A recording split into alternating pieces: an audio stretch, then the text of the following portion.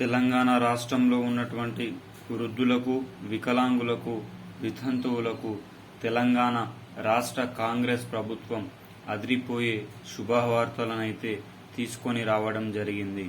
మనం ఈరోజు ఈ వీడియోలో మహాలక్ష్మికి సంబంధించి 2,500 రూపాయల పంపిణీ కార్యక్రమానికి సంబంధించి గిరిజనాభివృద్ధి శాఖ మంత్రి, మహిళా సంక్షేమం మంత్రి సీతక్క గారు కీలక సూచనలు అయితే చేయడం జరిగింది. అదేవిధంగా రైతు భరోసాకు సంబంధించి, రైతు రుణమాఫీకి సంబంధించి ఈరోజు ఈ వీడియోలో మనం ముఖ్యంగా తెలుసుకుందాం. ఈరోజు ఈ వీడియోలో రేపు ఉదయం 10 గంటలకు ఈ జిల్లాల వారికి జూన్ నెల పెరిగిన ఆసరా పింఛన్లు 4,016, 6,016 నిన్న మా ఊరిలో పడ్డాయి. దీనికి సంబంధించిన పూర్తి సమాచారం గురించి మనం ఈ వీడియోలో అయితే తెలుసుకుందాం. ఎవరైనా మొట్టమొదటిసారిగా మన ఛానల్ని చూస్తున్నట్లయితే చూసిన వెంటనే లైక్ చేయండి, అదేవిధంగా షేర్ చేయండి, అదేవిధంగా కామెంట్ చేయండి, అదేవిధంగా సబ్స్క్రైబ్ చేసుకోండి. మీరు లైక్ చేయడం వల్ల ఈ వీడియో తెలంగాణ రాష్ట్రంలో ఉన్నటువంటి ఆసరా పింఛన్ వాహులకు ఈ వీడియో చేరవేసిన వారమైతే మనం అందరం అవుతాం. అదేవిధంగా షేర్ చేయండి. మీరు బంధుమిత్రులకు షేర్ చేయడం వల్ల ఆసరా పింఛన్లకు సంబంధించిన సరైన సమాచారాన్ని వారు సమయానుసారంగా తెలుసుకునే అవకాశం అయితే ఉంటుంది.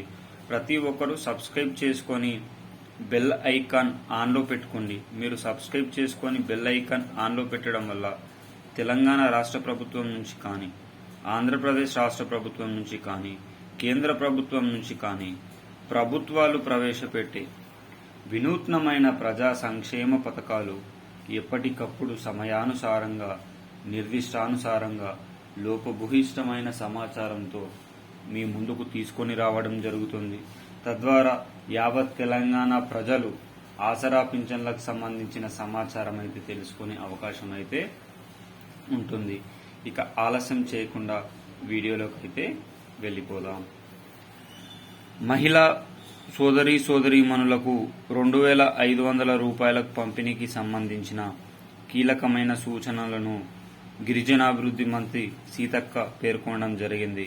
16,500 కోట్ల రూపాయలను మహిళా సోదరీమణుల కోసం విడుదల చేశాం. అతి త్వరలోనే 2,500 రూపాయల పంపిణీ కార్యక్రమం ఉండబోతుంది. అర్హులైన ప్రతి ఒక్కరికి తగిన నియమ నిబంధనలతోని పంపిణీ కార్యక్రమం ఉండబోతుందని పేర్కొనడం జరిగింది. ఇక నియమ నిబంధనలు చూసుకుంటే ఆ మహిళ పైన 3 ఎకరాల కంటే ఎక్కువ భూమి ఉండకూడదు. ఆ మహిళ సంవత్సరిక ఆదాయం 3 లక్షల కంటే తక్కువనే ఉండాలి. ఆమె ఇన్కమ్ ట్యాక్స్ అనేది డబ్బులు కట్టకూడదు. గవర్నమెంట్ ఎంప్లాయీ కాకూడదు. ఖచ్చితంగా పెళ్ళై ఉండాలి. ఖచ్చితంగా వైట్ రేషన్ కార్డ్ అనేది ఉండాలి. వీటిని ప్రామాణికంగా తీసుకొని మాత్రమే మహిళా సోదరీమణులకు 2,500 రూపాయల పంపిణీ కార్యక్రమం అయితే ఉండబోతుందని మనకు సీతక్క గారు పేర్కొనడం జరిగింది. మరి ఒక ఇంట్లో 4 లేదా 5 కుటుంబ సభ్యులు మహిళలు పెళ్లైన వారు ఉంటే వారందరిలో కేవలం ఒకరికి మాత్రమే పంపిణీ కార్యక్రమం ఉండబోతుంది. ఒక ఇంట్లో ఒక పింఛను, ఒక రేషన్ కార్డు పైన ఒక పింఛను మహిళా సోదరిమణికి 2,500 రూపాయల పంపిణీ కార్యక్రమం అయితే ఉండబోతున్నట్లు ప్రభుత్వ వర్గాలు దీనికి సంబంధించిన పూర్తి సమాచారాన్ని అయితే ఇవ్వడం జరిగింది. రాష్ట్రంలో మొత్తం 3,50,00,000 పైచిలుకు జనాభాలో 1,70,00,000 మంది మహిళా సోదరీమణులుంటే ఇందులో ఆల్మోస్ట్ 80 నుంచి 90 లక్షల మంది పెళ్లైన మహిళా సోదరీమణులున్నారు. వీరికి తెల్ల రేషన్ కార్డు ప్రామాణికంగా తీసుకుంటే 20 నుంచి 30 లక్షల మంది మహిళలు ఈ పథకానికి దూరంగా అవుతారు. ఎందుకంటే ఈ 5 నుంచి 10 సంవత్సరాల మధ్యలో పెళ్లైన మహిళా సోదరీమణులు ఇప్పటికీ తన పేర్లు ఇంట్లో ఉన్న రేషన్ కార్డు, అమ్మగారి దగ్గర ఉన్న రేషన్ కార్డులోని పేర్లున్నాయి, అత్తగారింటి దగ్గర లేవు. కాబట్టి వారందరినీ కూడా రద్దు చేసే అవకాశం అయితే ఉంటుంది.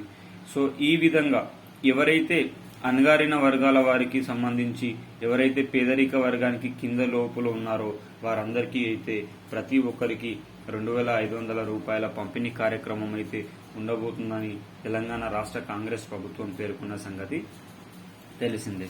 అదేవిధంగా రైతు రుణమాఫీ కోసం 30,000 కోట్ల రూపాయలను అప్పుగా తీసుకొచ్చే యోచనలో ప్రభుత్వం ఉంది.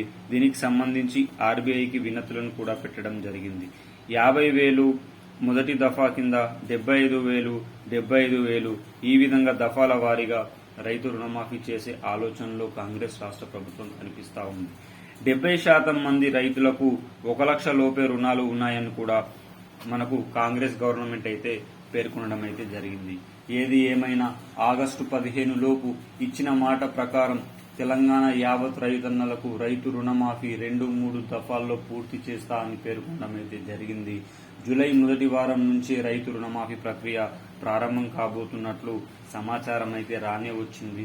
రానున్న గ్రామ పంచాయతీ ఎన్నికల్లో 12,751 గ్రామాల్లో జరిగే గ్రామ పంచాయతీ ఎన్నికల్లో కాంగ్రెస్ రాష్ట్ర ప్రభుత్వం తన జెండా ఎగిరేయాలనే ఉద్దేశంతో మహిళా సోదరీమణులకు 2,500 రూపాయలు అదేవిధంగా రైతు రుణమాఫీ చేసే యోచనలో ఉంది.